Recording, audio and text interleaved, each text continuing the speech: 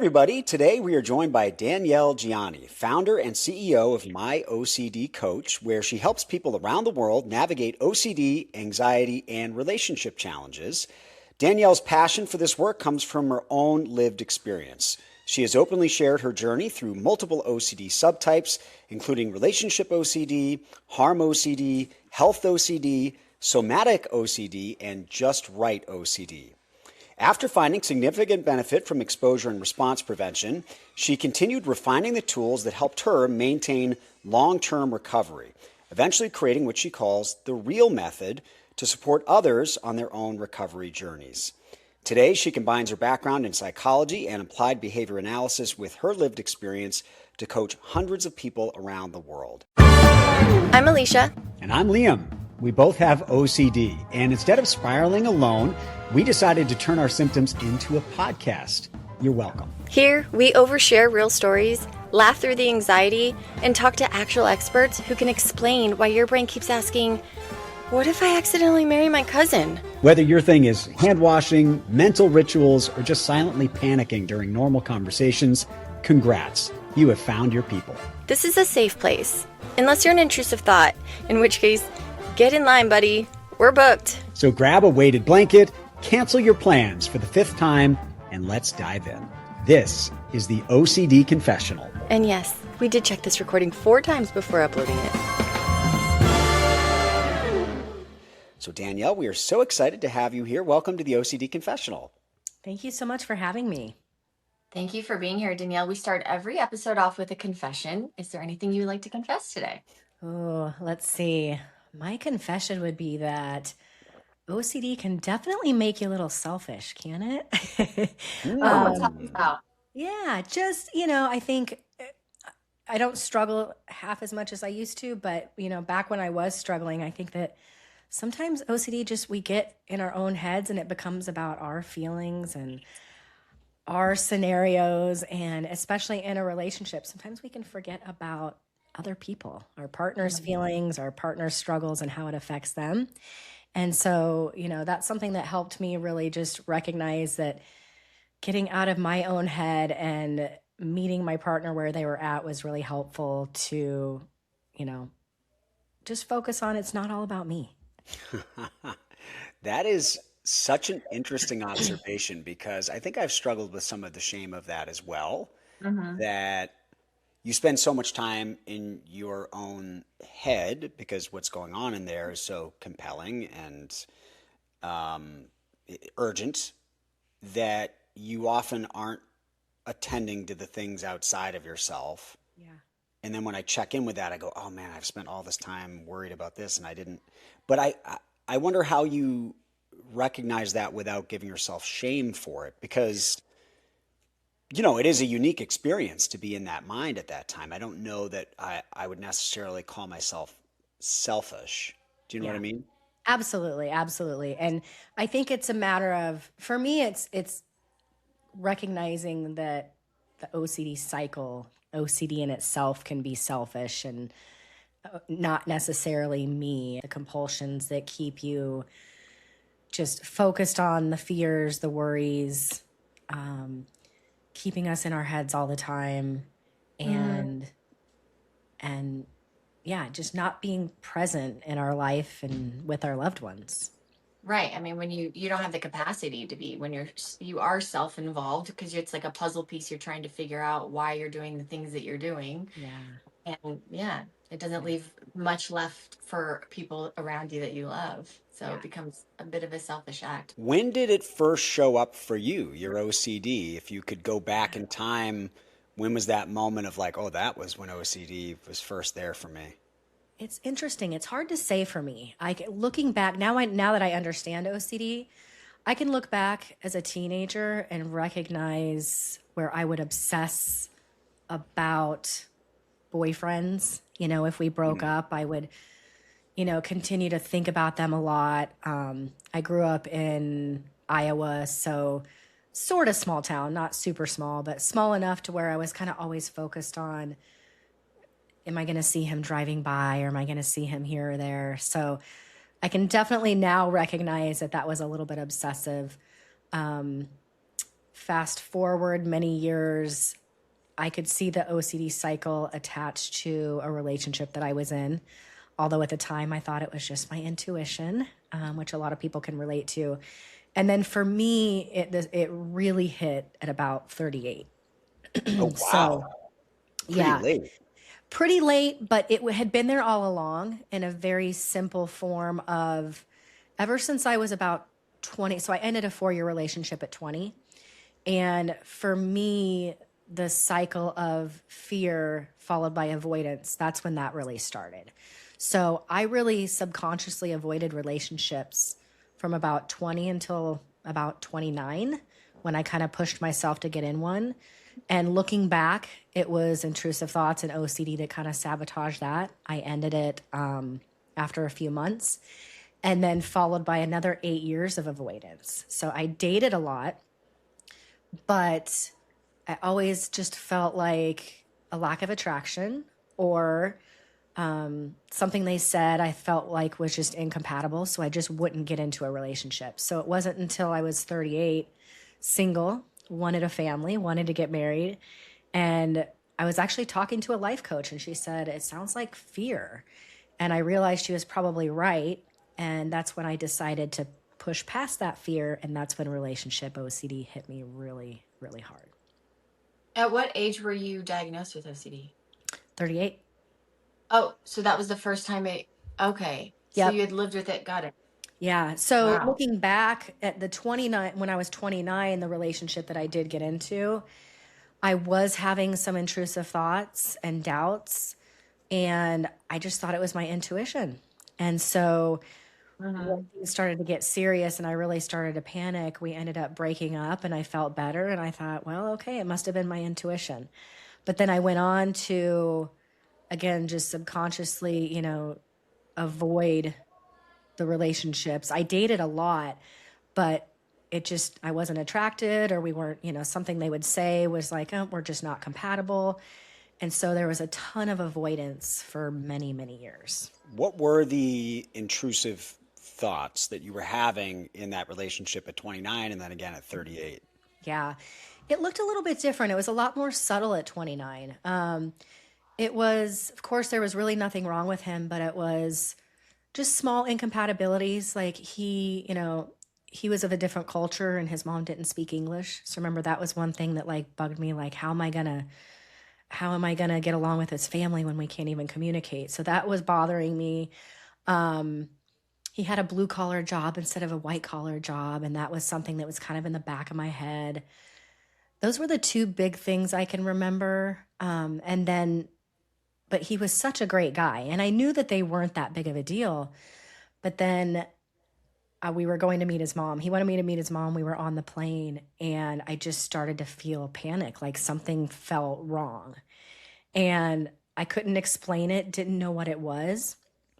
And of course, the whole weekend did not go so well. We kind of tried to hide what was going on because to him, it felt like everything was fine and now things are not fine. And to me, I didn't really understand it. And so, we tried to hide what was going on, but I was just in an emotional spiral because I didn't really know what was going on. And I think just the seriousness of going to meet his mom was really getting to me. And the only conclusion I could come up with was this just isn't the right relationship. So we came home, we ended up breaking up. I felt better. And I thought, okay, that must just be my intuition. And now looking back, I know that it wasn't. But I'd always had this discomfort with relationships ever since I can remember.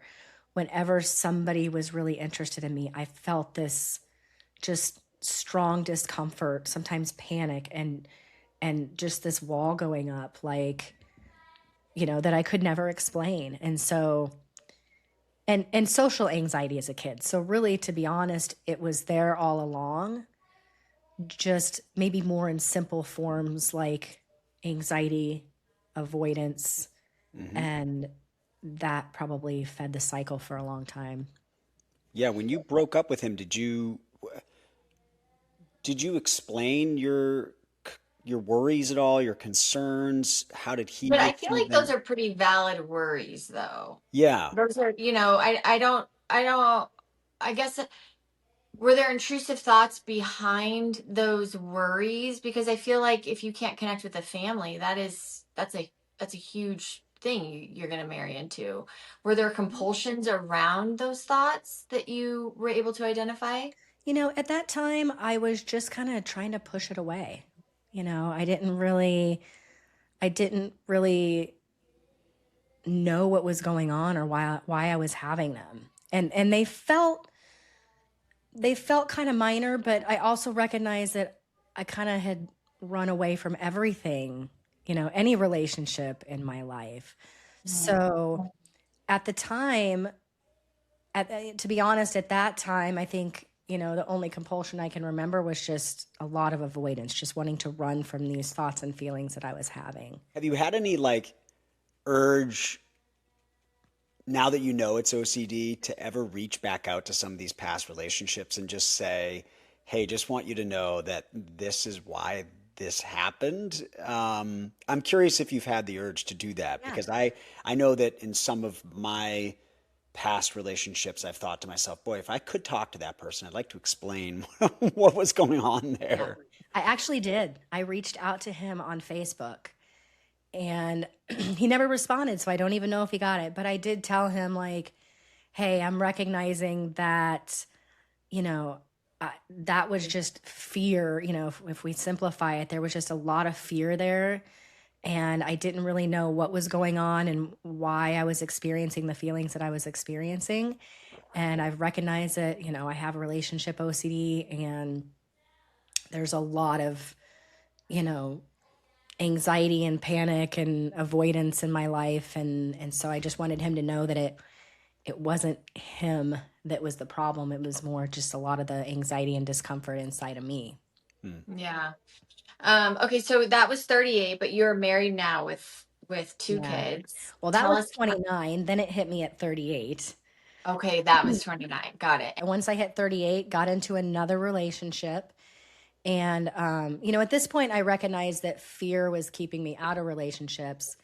And at 38, it was just a lot stronger. I think because I'd been avoiding for so long that when you avoid something, that fear, that discomfort just gets stronger when you go to face it. I reconnected with somebody from my past who I'd kind of been interested in, and he came back into my life and was interested in me. And pretty much right away, that panic would hit. Just intrusive thoughts like, what if this doesn't work out? I can remember, he was pursuing me just like anybody would in a dating situation. And I can remember my brain telling me that what if he becomes abusive later, because that regular pursuing to me felt really uncomfortable. And so when he would call and text, I felt like it was way too much. And my brain was like, well, what if he becomes possessive in the future? Um, you So know, what is yeah, like what if he would drink, I'd be like, what if he drinks too much? Part of that comes from a little bit of history in my family of alcoholism. But yeah, what if he ends up drinking too much? If whenever he was quiet, when we were in the car, whenever we weren't talking, my brain would panic and say, well, we should be talking more right now. Of course, the typical, my feelings should be different. My feelings should be stronger. So yeah, a lot of the typical intrusive thoughts that people get. What if I'm making the wrong decision? What if we end up getting divorced? All of that. We did get married. I did end up marrying him. Oh, wow. I was going to ask if is that the guy you're married to? Well, not now, actually. Okay. We are not married anymore, but we did end up getting married. I did a lot of my relationship OCD work with him in that relationship. So all of these intrusive thoughts start popping up again. You're worried he's going to be abusive, etc. You bring this to therapy, and at that point, someone says, "Oh, this is relationship OCD." Actually, for a while, I ended up in a more of like a relationship anxiety program. And it was helpful at first to feel understood and heard, but it wasn't OCD focused. So, of course, it became the forum there became very compulsive, constant reassurance seeking. Even working with the leader of that program and doing calls with her and seeking reassurance. And I didn't learn about relationship OCD until about 6 months in. I was in talk therapy, didn't work. I was doing hypnotherapy, didn't work. I was doing a lot of stuff. So it wasn't until about 6 months into that relationship that, like a lot of us, I was looking online for help and read about relationship OCD and thought, oh my God, that's me. Wow, yeah. You can go down the checklist. Just pause for 1 second there. Hypnotherapy, what did that look like? Oh, I did that too, Liam. You did that too? Okay, all right. Oh, I want to yeah. hear all about this. Yeah, I loved it, actually. for me, I would love to hear your take on it, Alicia, because Hmm. for me, they were, of course, taking me into the past and, thinking about past scenarios. And I it felt like my brain was just kind of like making stuff up. I remember like going into my brain went into stories about like seeing a neighbor and going down like rabbit holes of, well, was I molested? And I really Yeah, don't think any of that was true. it's fear. I think it was fear. And I think my brain had this fear and story of that's what happens when you do hypnotherapy. So then that's kind of the story that my brain went into. And I remember talking to my mom and going, this is where my brain wants to go. And I don't think it's true.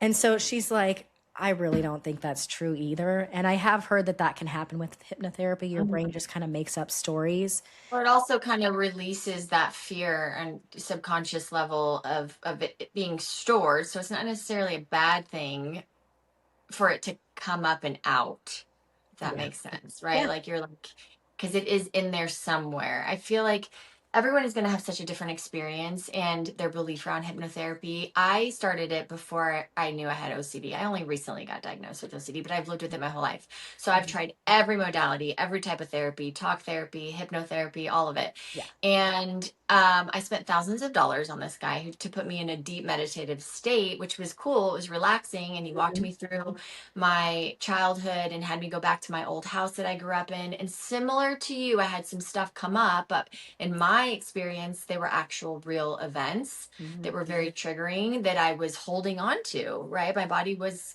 stuck in fight or flight. And I'm a very I don't know, I guess fearful person, but I also lived with a lot of anxiety. So it was a way for me to kind of walk through it, but see it from an outside perspective as an adult. And I met my inner self, I met my inner child, and I ran into myself in my mind. In my old living room where a lot of the abuse took place, and I hugged myself. So I literally started crying in the hypnotherapy session, Mhm. um, and felt a lot of compassion that I hadn't really given my younger self. Yeah. So for me, it's really healing in that way. But it is interesting what comes up for different people because I've heard stories of people going, that felt very real. Was I molested when I was younger? Why did that come up for me? I don't think it happened, but it's like, we suppress a lot of those really hard memories to the Yeah. point where you can forget them. Yeah. So for some people, it needs to come up and out, whether it's true or not. Yeah. Makes sense. That's fascinating. Yeah, sorry to take us on a side there. I just heard hypnotherapy and I haven't tried that, so I just wanted to get your take on it. So then you get into therapy at that point for OCD, Hmm. and was it ERP, and how did they approach your relationship OCD within that? It was ERP. And yeah, we did a lot of exposure and I found it really helpful. Of course, it's uncomfortable, it's hard, it's not fun. But I noticed that a lot of the discomfort and intrusive thoughts started to lift over time, Hmm. which made it a lot easier to move forward in that relationship.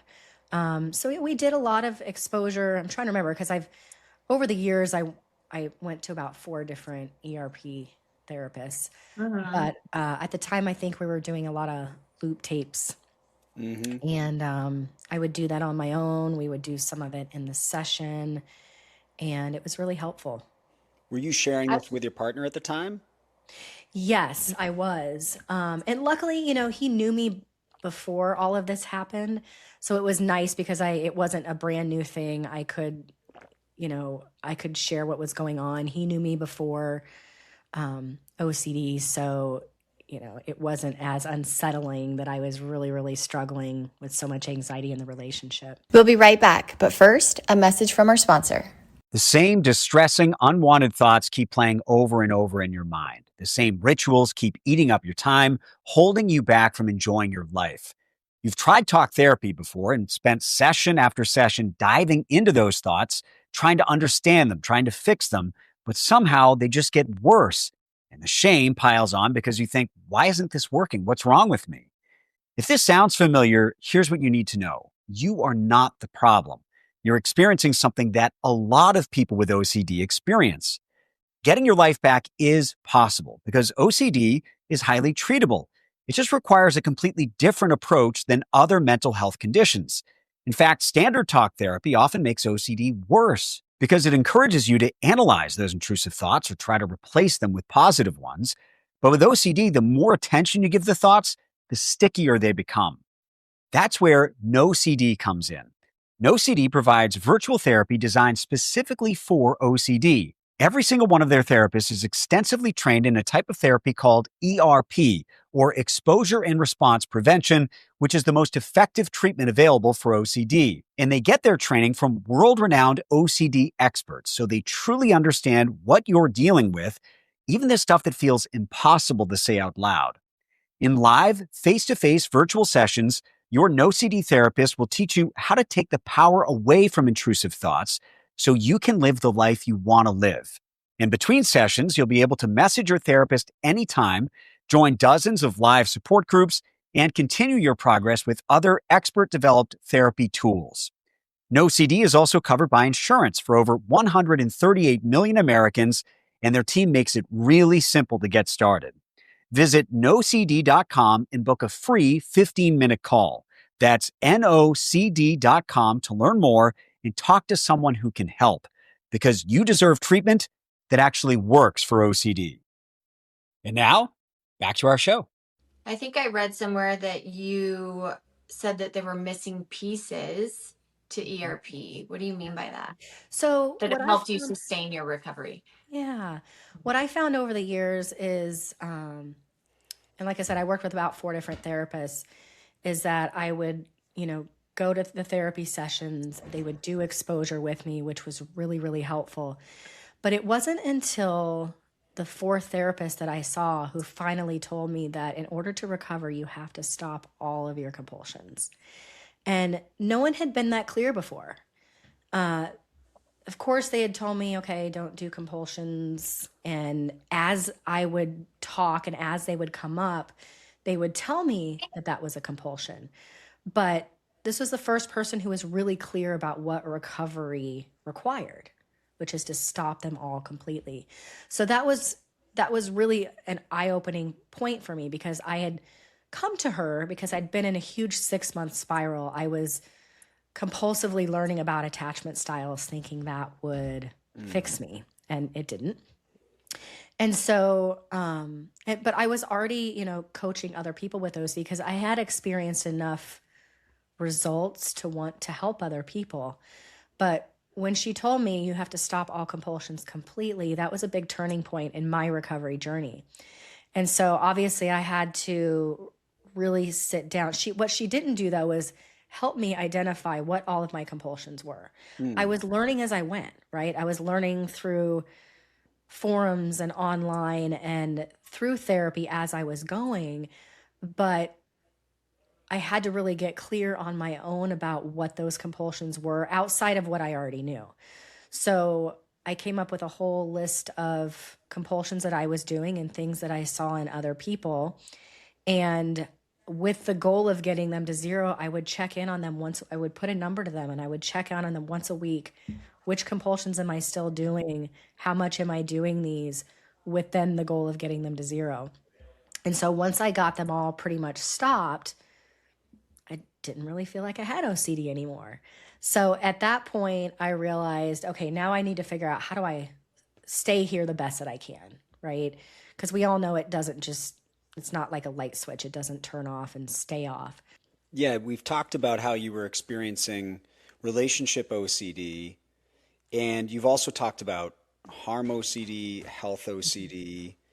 What were some of the other compulsions around those that you started to identify when you said, okay, I need to really think about everything I'm doing? Yeah, yeah. So, some of the compulsions for me that I ended up identifying was really the first one was that overlearning, just using courses and things to try to fix my OCD, filling in the silence, needing to fill in the silence when it was uncomfortable, say something, even though I was uncomfortable. Um, Alicia, do you do that? Do you fill in the silence? Is that your way of trying to tell me, Liam? No, I do it. I do it. So I No, hate you know silence. I do. You know I do. I feel like that's just a kind thing to do. yeah, I Is don't know. that a compulsion? It is, I mean, for me, it is when I'm uncomfortable with that silence and I feel like I have to fill it in. Yeah, yeah. Interesting. Yeah, I think I probably live my entire existence with compulsions that I wouldn't be able to even identify. Yeah, yeah. And that's, ever since I created the compulsions tracker and, been working with people, everybody is surprised at certain things that they're doing that are compulsive. And of course, there's behaviors, right, that we can do that isn't a compulsion, you know, and then there's the compulsive ones that, you know, to me, what I teach people is if you're experiencing that discomfort with not doing it, right, not filling in the silence, then it is a compulsion. And all of those compulsions are things that just kind of feed this cycle over and over again. So the better I've gotten at identifying the things that I'm doing and not doing those, the better I feel. Interesting. I feel like so much of it though can become a character trait that can be sort of endearing, right? I mean, Mhm. if you start analyzing everything that you do, won't that kind of strip away who you know to be? Um, I I don't mean, know. it's something as simple as like filling in, let's use that for example. I mean, I guess that's to avoid the uncomfortable feeling that you assume people are having, Or that you're right? having in that moment with the That silence. you're It's really about having. your discomfort, right? And Hmm. so if for me, when I was doing that, when it was compulsive, when I would fill in that silence, it's, the compulsion is always making that discomfort with silence stronger, right? And when I stopped doing it, I could sit in silence with people and be perfectly comfortable. So I think a lot of times we do confuse certain things that are compulsive or that are OCD as us, and it's really not. I'm just picturing Danielle at a party now and just saying nothing to anyone. Just letting it go for way too She's long in just in silence. You're silence. like, how long can I hold out? You got this, Danielle. Yeah, 4 that's minutes of hilarious. silence. Tell me about somatic OCD because I haven't heard of that. I don't know what that is.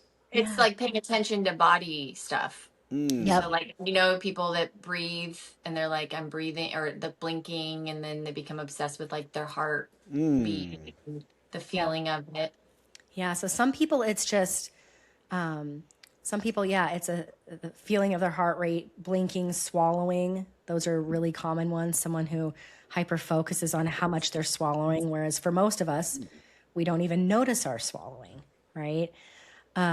For me, it can be hyper focusing on just discomfort in my body or even physical pain. So I had a time in my life where I had chronic pain and I was so hyper focused on it, it was actually making it worse. And when I Mm-hmm. completely stopped focusing on it, the pain went away.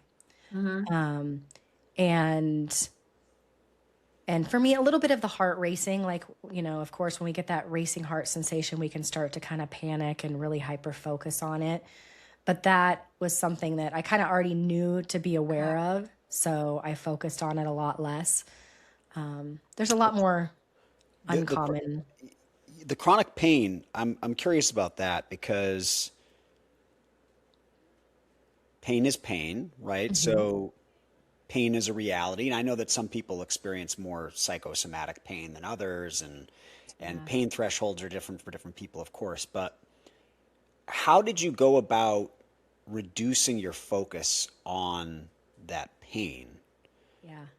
You know, that's a tough one to kind of expose yourself to, because like at the end of the day, you are feeling Yeah, but pain. you can either lean Yep. into it Yeah. or you can tell yourself, I'm getting better, I feel better. Or you can go, this really hurts, this is awful, I'm going to lay in bed and pity myself. Mm, Or you say, no, I have more strength than I think, I'm going to get up and do the thing. You don't lean into the pain. You don't take all the meds. You say, okay, today I'm going to do XYZ, you set micro goals, and you lean away from the pain. That would be my answer. I Yeah. like Yeah. it. Because I think sometimes exposure helps and sometimes it makes it worse depending on the level of pain that you have. That scenario was actually before I even knew anything about OCD, and I recognized that the more I tried to fix the pain, the worse it got. Mm, So for me at the time, the previous scenario was back pain, and I was going to the chiropractor, I was going to a back surgeon, I was doing physical therapy, and all of it was making the pain Mhm. worse. hmm. And at the time, again, before I even knew anything about OCD, I read a book by Dr. John Sarno, and he didn't quite tell you what to do, but what I did, and I was at the point where I was about to have back surgery, I was doing physical therapy, I could barely stand for any period of time. And I just said to myself, there's nothing wrong with my body. This pain can be Mhm. here. And then instead of doing the things that I was doing to try to fix it, I stopped all of that. And 2 weeks later, the pain was Mhm. gone. That's crazy. But had anything been identified as being wrong with your back? Well, this is the interesting part. Yes, but this doctor who's now passed away, and all of this is really, they know a lot more about this now. But yes, I had I think it was a herniated disc, is what the chiropractor said. Hmm. But the studies show that if you did an X-ray on, 1,000 people, that many of them would have disc issues, but many of them would not have any pain. Oh, So I wow. think what's happened in the medical world is that they're looking for a solution for the pain, right? They think this is it, but the studies don't quite align because some people, you can have two people with the same x-ray and one person can be experiencing extreme pain and the other one nothing. So what this book also said, quite interesting and similar to OCD, is that it would try to come back. The pain will probably try to come back, and it may even try to come back in different ways. Hmm. But if you use the same techniques and really teaching your brain that this really isn't a structural issue, it is more of, now they know it actually is a nervous system Mhm. issue. Hmm. And sometimes it's suppressed emotions that you're not really dealing with. And sometimes it's just an oversensitized nervous system. But every time it came back, I used the same technique, and every time I would get caught up in, well, maybe there's something wrong. Maybe I bent over. Maybe I picked up something wrong. Maybe I, did something wrong here. And every time I would look for solutions, I would try a new stretching regimen. I would look this thing up online. It always got worse. And every time I went back to, okay, there's nothing wrong. Let's treat this as something different, it would go away. Liam, have you I heard of wonder The if Body that's, Keeps the Score? yes, The Body Keeps the It's Score, along the written same by, place. is that Mm-hmm. Bessel van der Mm-hmm. Kolk? You know what's crazy is that Leah, my wife, who's a clinical psychologist, studied under Bessel Oh, van der Kolk. cool. Oh, wow. Because Body Keeps the Score really is a work on Yeah. trauma, right? And Leah's specialty is trauma. What I was going to say about the somatic OCD thing is I wonder if that can apply as well, or if that process can play out in how we are reviewing our own state of mind. So I've been Mhm. struggling with depression recently, and I've shared this with Alicia. It's been off and on, and it's not necessarily connected to my OCD. I actually have my OCD in a pretty good place through ERP and medication, but I have been having bouts of depression recently. And I wonder if a similar process is playing out where I'm just focusing too much on what is my state of mind today? Am I depressed today? Am I anxious today? How's my body feeling? Yes, it's feeling good. No, it's feeling bad. And then checking in with it constantly instead of just trying to sit with whatever it is what it is. And I need to be okay with that. Yeah. Yeah, I've struggled with depression too, and I definitely think for me sometimes it was just labeling these thoughts or these feelings as really bad or that they're never going to go away. And I can remember the first time I learned about depression in school, I kind of went into a panic about like, oh my gosh, that's the way I feel. And now I have depression and, just put this whole, label on myself. And then whenever I would feel those feelings of sadness or that, blue down feeling, it would cause, a lot of panic and like, well, now I'm depressed. And then I would focus more on those feelings. So definitely. And I'm still learning to sit with certain feelings and discomfort without making them mean something, Yeah, I think right? that also too, we're expected to have these joyous life 24/7. That's just not the way it goes, right? So is your depression Yeah. extreme? Are you in bed for 7 days in a row? That's a little different. But if you have low days, I think that that's actually very healthy to have low and, some days that are not so high. You live a pretty eventful life, Liam, where you're kind of all over the place. And I think, we go up in adrenaline and then we have to come down. And I think that if we are looking for like some type of label for it, you might label it as depression rather than just like a day. A normal Yeah, day. yeah. Are you Yeah. functioning? Are you able to like get up and do things around your house? I'm working my way through that one. That's an interesting one because it's different from OCD. I was talking to Leah, my wife, about this the other night, and it's been like a 5-day patch of not great, just depression. Mhm. Nothing extraordinary, but you know, lack of motivation, lack of joy, and the things that are happening, all that sort of stuff. And in some ways, OCD is a little easier to tackle because you have the game plan. It's ERP. I'm going to expose this. I'm going to sit with the discomfort. I'm going to use my response prevention messages. And it's a very productive process, right? Like I know what I'm doing and it will produce an outcome that I can rely on. Depression is different because you don't know how long it's going to last. You don't know exactly what you can do to get out of it. It's a different disorder, and I'm trying to learn to apply some of the same principles, which is just sitting with it. Yeah. And I have found reframing really helpful for depression, which can get a little compulsive for OCD. So, like, when I'm starting to feel sad or down again, just recognizing what are the Mm-hmm. thoughts that are causing me to feel that way, right? Like, it might be that something in my life isn't going well or it's not going the way that I want it to, or, usually it's a thought about the Mm-hmm. future and reframing that thought to be more positive and not giving myself reassurance, but to be more positive and hopeful. I found that much more helpful for OCD, whereas that makes my, or I'm sorry, much more helpful for Mm-hmm. depression, whereas that makes my OCD, I typically go into more like giving myself reassurance and trying to Hmm. get certainty. So it's almost like a different technique for those hopeless thoughts. Yeah, that makes a lot of sense. I've also considered just meth. Liam with your drug jokes. Might work, who knows? It may not work, Liam. Which subtype was the hardest for you, Danielle? Because you've had a few of them. Yeah. The more I talk with people with OCD, the more I'm like, oh, we've all had multiple subtypes, and depending on where we are in life, it bounces around. I know that's definitely been true for me and true for Alicia as well.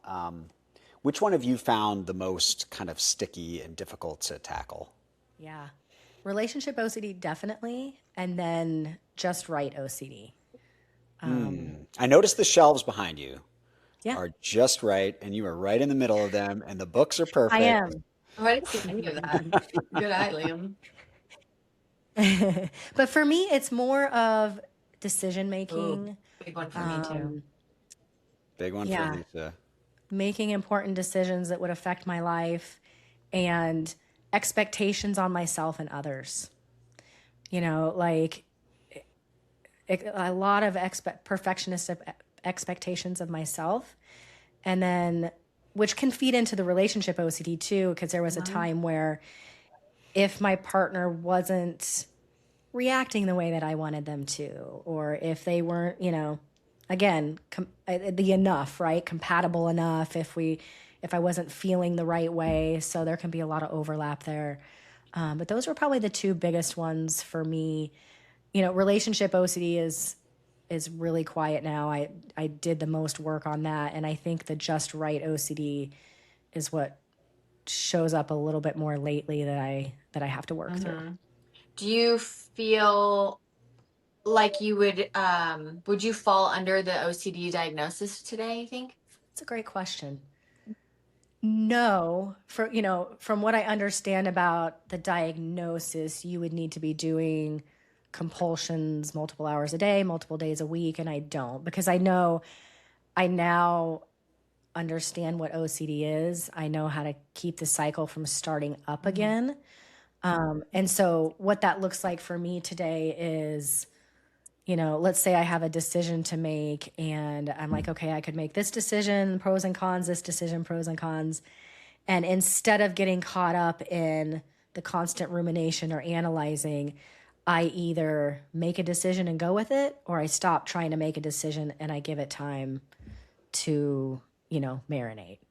So But that second option, how do you prevent yourself from doing a whole lot of mental checking of it? Like, I just stop giving it attention. I just tell myself, well, I'm not going to make a decision right now, which is really an exposure in itself, right? I'm Avoidance. just like,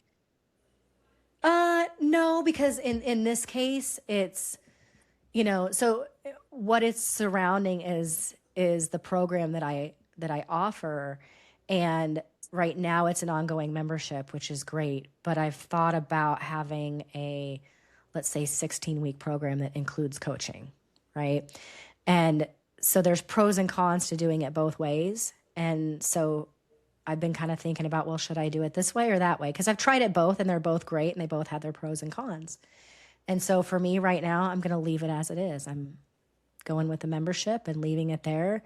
And I'm not spending any time thinking about or writing down a pros and cons list or Googling or asking ChatGPT what the best way is, right? And so I've gotten really good at recognizing discomfort, which is all the time, and making sure that I'm exposing and sitting with discomfort and just, again, not letting the mental or physical compulsions take over. What's your theory on how OCD develops?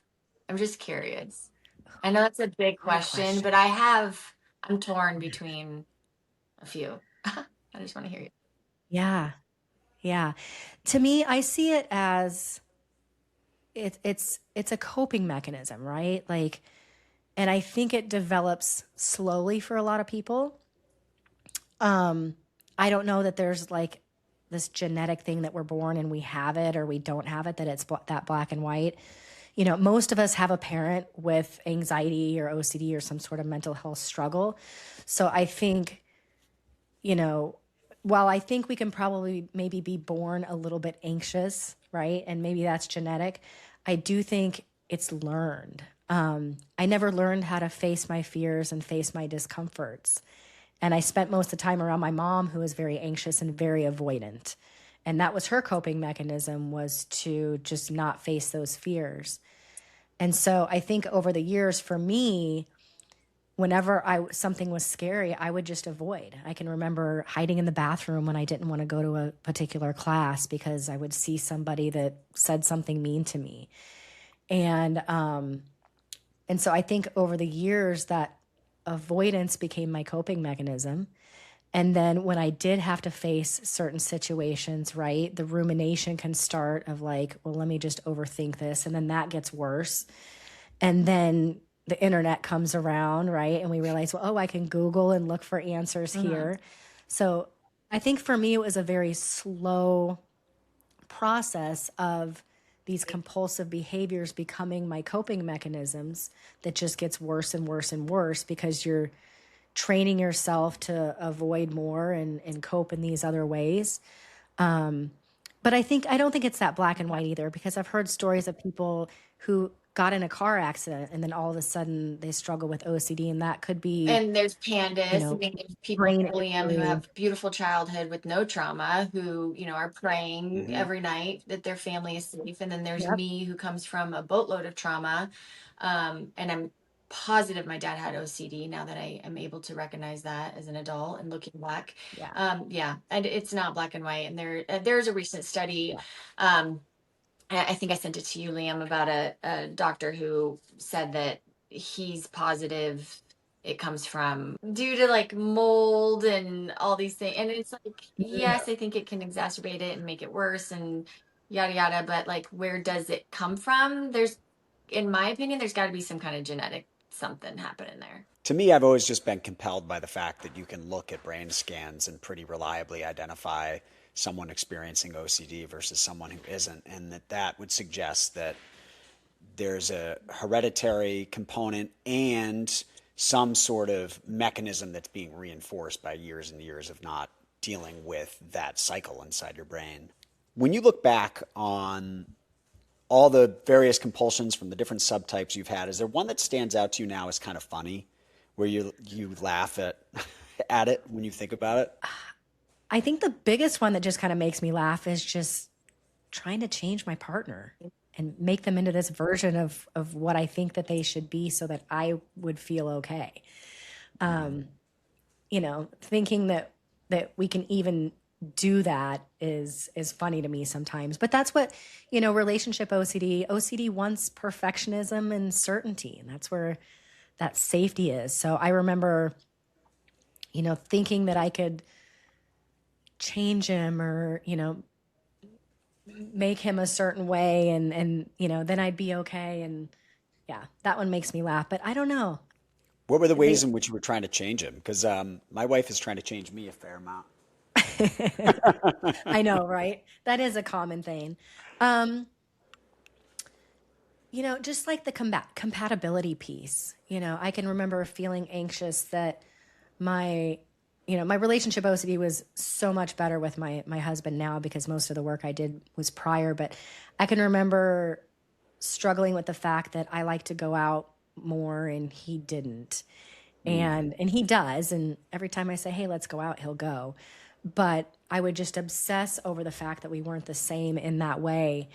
And so I would talk to him about like, "Hey, I want to do more things. Can you, you know, ask me to go do things more often?"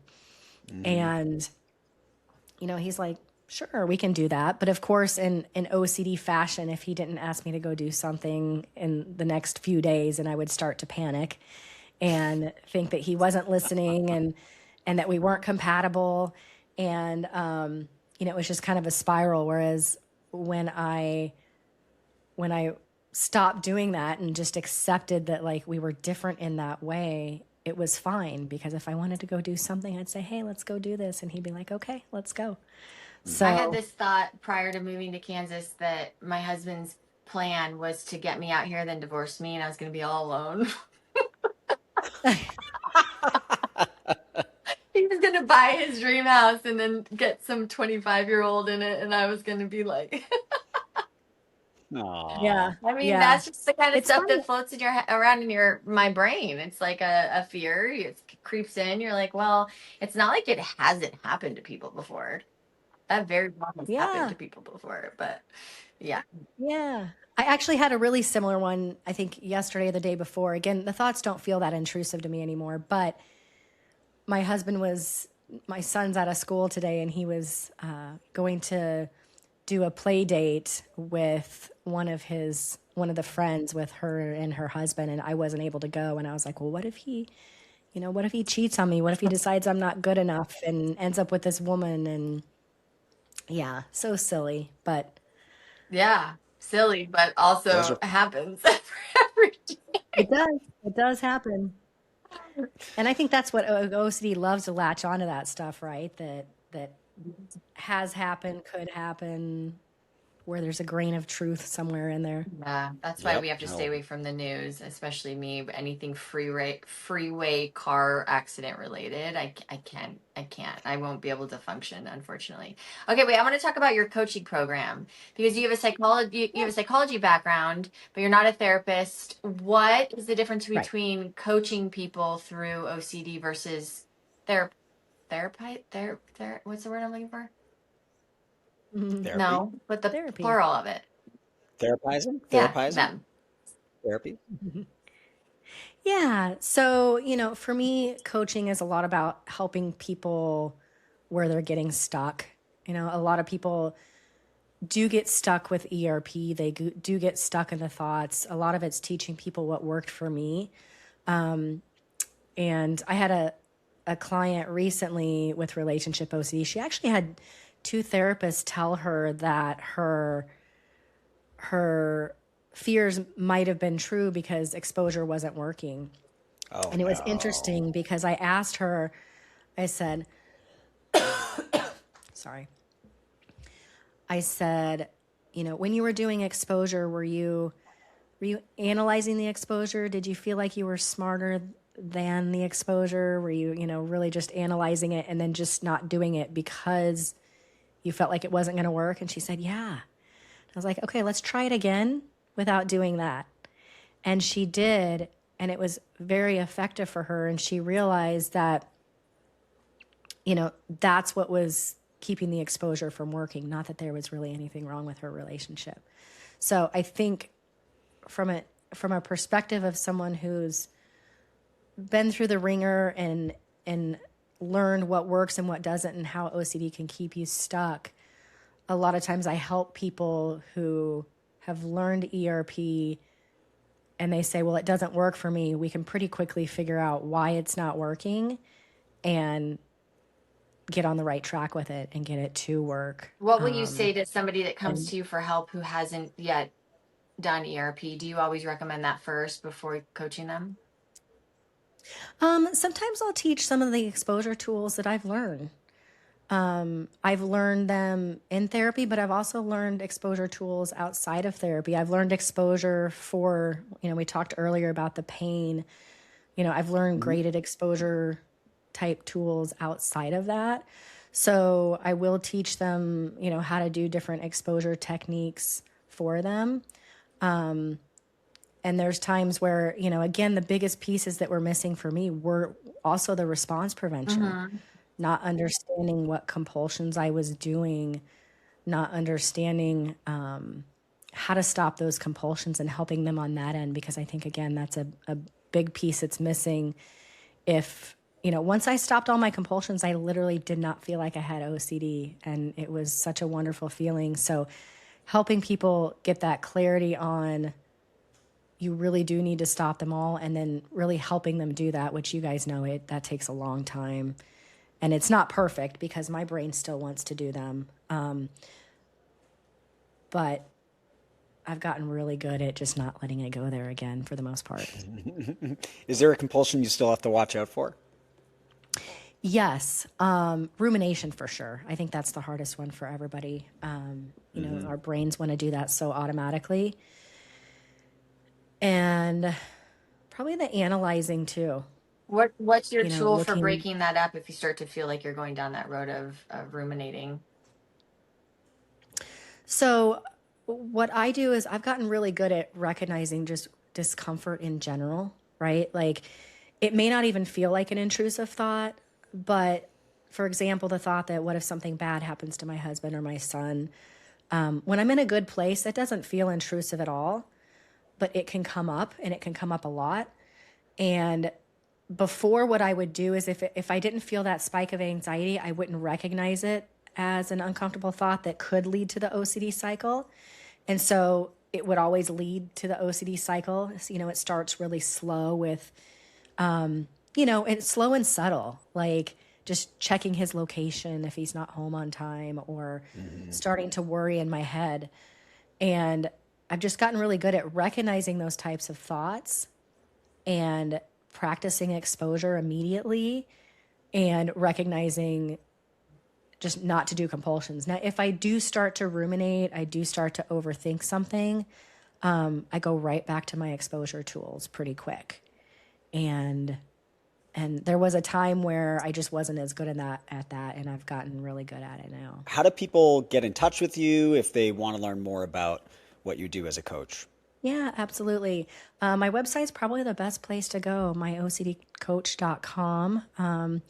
I do have a recovery roadmap there for free that helps people understand whether they're experiencing anxiety or whether there's signs of OCD, and what are some of those next steps to get to the next level of recovery, no matter where they're at. Appreciate that. Thank you for your time today. Yeah, thank you so much for having me. Thank you, Danielle. This was great. I think people will get a lot out of it. And thanks for Yeah. sharing some of your confessions with us. We appreciate it. Yeah, absolutely. It was really nice to meet you both, and I appreciate you having me. Well, we haven't done an episode since before the OCD conference. And since that time, Alicia has moved halfway across the country from LA to Kansas.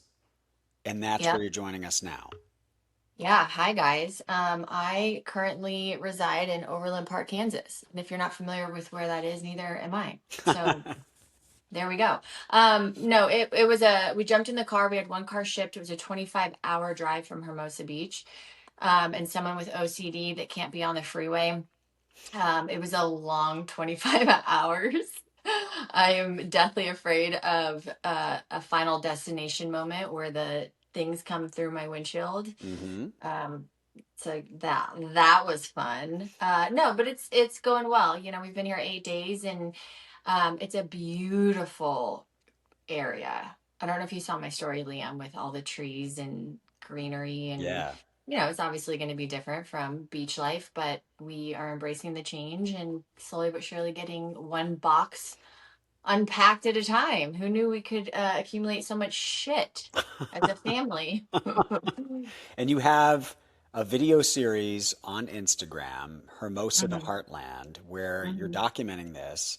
When you mhm. arrived, Spence's whole family was there waiting for you guys. Yes, everyone but his dad and his sister, they were in meetings, but they have been, so the previous owners moved out a month ago, so they've been caring for our pool. Yes, we have a pool, something I thought I would never Woo-hoo. say. So they were, they were maintaining the house while we were gone, but they were all there to greet us when we drove up after our long drive, and it was a really sweet moment for sure. I just think about now that I'm a mom, like, she waved goodbye 25 years ago to him leaving Kansas to LA. And now we're back, and everyone couldn't be happier. So, Yeah, that is sweet. How's your OCD doing with the whole move? I mean, obviously the move itself was hard because you were driving and worried that I know you yeah, had that fear that this decision was going to somehow end like in kill someone us, dying. we were all gonna die. I Right. still have it. I still have a lot of intrusive thoughts. But I'm able to recognize them as just that. And, life is full of uncertainty. And I think I realize more how it pops up for me every single day, especially when you go through big life stressors and change. I think my OCD is definitely louder, but knowing that it's OCD, I'm able to say, okay, well, maybe well, let me take that back. It's tough for me because it goes back to that, what's that natural, um what's OCD and what's normal to worry about and what's not. Like, I'm in a new environment, I'm on a new street, I don't know my neighbors well, so yes, there was a thought, could they be a murderer? but is that not normal? Did you check the sex offender registry? Is a Yeah, big question. of course. Is anyone nearby? I mean, not within a couple of miles, so it's not like my neighbor is a registered sex offender. um I think that's just a smart thing to do. I don't think that's an OCD thing. Do you? Oh man, I struggle with that because where's it where's it coming from? Maybe like Where's it where's coming from and what are you going to do about it, right? Like, let's say you've bought this house, you have the house. If you then found out that there's a sex offender living, a few hundred yards away, are you well selling the I house? well I wouldn't have bought the house. Like I checked prior to purchasing Yeah, it. yeah, yeah. That Yeah. makes sense. And I think that if my neighbor, when I have two young kids, was if he was a registered, but then you become a registered sex offender for peeing in public. So it's like, what am I going to go down the road of like emailing the guy and be like, what are you? I mean, Which type of I don't sex know, offender? Liam. Let's not go back. Coulda, woulda, shoulda. I think I'm good now. I feel safe, which is important. That's a big one for me. It's a massive house. I will say that there's a lot of my thought process throughout the day is, um, oh, last night I thought the house was on fire when we got home, and because the night before I went to bed with the candle burning in our brand new house Oh my all God. night. Someone brought me a candle and I was cleaning up the kitchen and I lit it and completely forgot about it. Woke up the next morning and it was still lit in my heart. I was like, oh my gosh. So then yesterday we were out for a while and the sun was going down and I thought I smelled something. So I was like, yeah, people are barbecuing. You smell people cooking. And I was like, no, I think our house is on fire. And I freaked out and I ran inside.